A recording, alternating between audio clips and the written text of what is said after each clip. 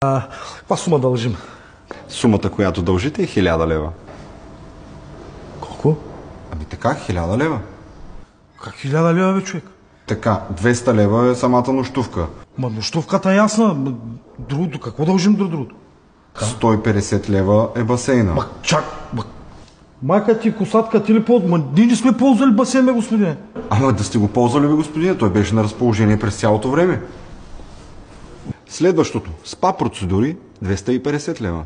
Ама кога спа процедура? Аз само спах и пардях в тази стая, бе. Ама да сте ползвали, бе, господине, през цялото време беше на ваше разположение и не сме ги крили. Така, фитнес, 100 лева. А да ти приличам на простак да ходя на фитнес. Ние не сме го ползвали, бе, господине. Ама вие не сте, господине, ама той беше на разположение, в базата е.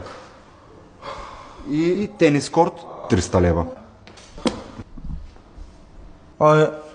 Ту септин за Григор Димитров мазия. Аз съм ползвал никакъв тенис, бе. Нужно ли е да казвам, че беше на разположение? Да сте го ползвали, аз. Ясно.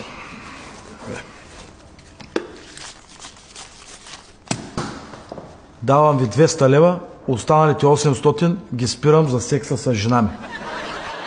Моля ви се, това е несериозно, аз дори не съм я докосвал. Да се я докосвал, бе. Тя беше на ваше разположение. Който плещал. Ай, тръгвай, бе.